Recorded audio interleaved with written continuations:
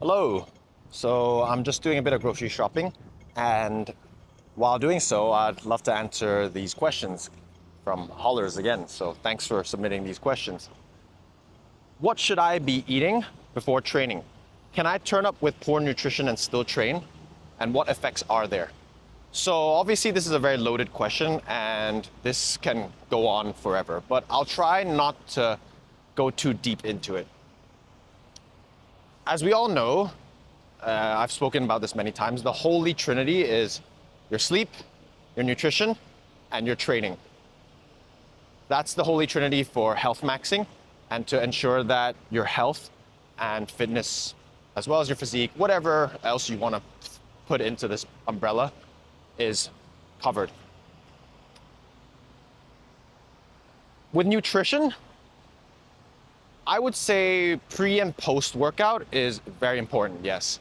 But if everything else isn't done, then I don't know how important it truly is in context. So I know that didn't really sound like it made sense. So I'm just gonna pull this pyramid up and I'll put it in the video as well. So this is one of the best pyramids that I've seen.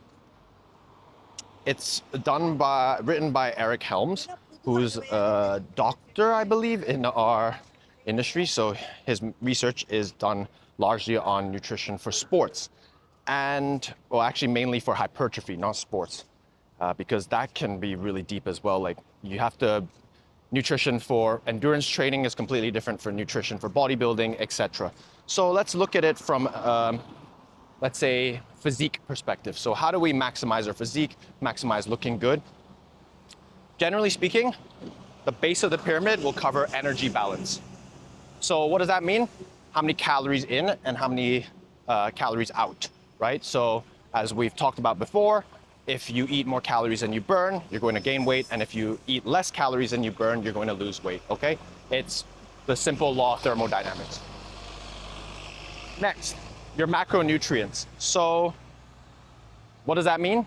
We've got three big macronutrients, our carbs, proteins, and fats.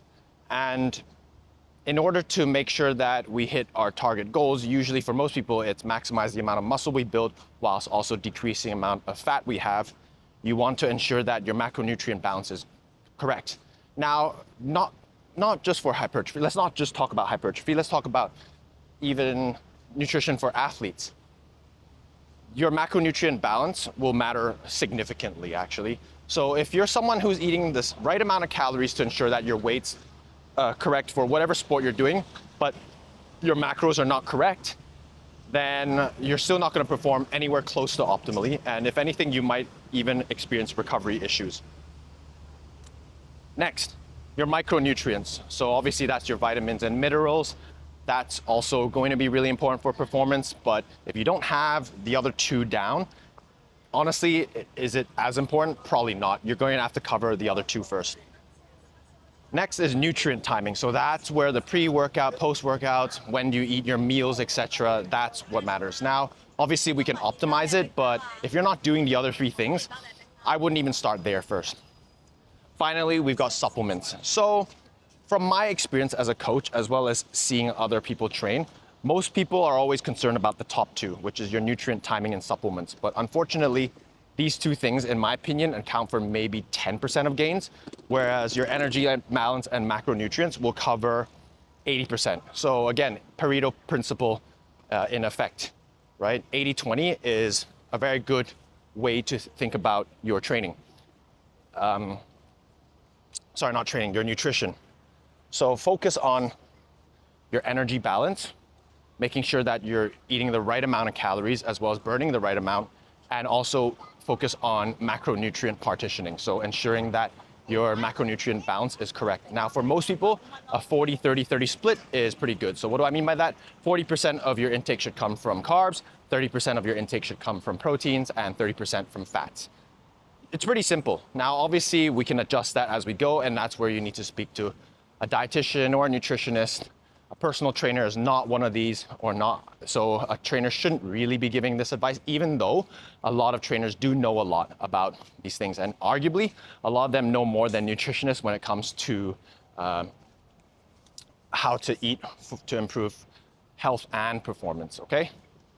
So that's roughly the video. Now, if we want to just talk about how to, let's assume you've already done the three. So you're actually eating the right amount of calories, the macronutrient balance you got correct, your micronutrients are also good, nutrient timing. Now, generally for sports, the easiest way to remember it is you want to time your carbs, and you want to time high glycemic index carbs, i.e. Carbs that can be absorbed quickly into the bloodstream. These are the ones you want to take pre and post workout, right? Because we want to make sure our glycogen stores are fully replenished at all times. So we want to make sure we have enough energy. And when it comes to most sports, most people will be burning carbs. So you need to make sure that you eat enough carbs. It's pretty much that simple. The easiest way to remember as well when you should be taking more high glycemic index carbs is the closer you get to your workouts and the closer you are to them. Whereas the further you are from them, the further away you are from your workouts, generally the more lower glycemic index carbs you want. So more slow release, where your body takes a longer time to, absorb. So pasta, well, that's not a great example actually. Sweet potatoes, probably one of the best sources of carbs. It's got a lot of fiber. It's got a lot of micronutrients as well. Potatoes, very satiating, so they make you feel really full. Like, I think on the satiety index, it's like 3 or 4 times fuller than other sources of food. So potatoes, what other things are very low GI? Oatmeal, that's one of my favorite go-tos as well. It's also very high in fiber. So yeah, that's roughly a short explanation on how you should deal with pre and post workout nutrition.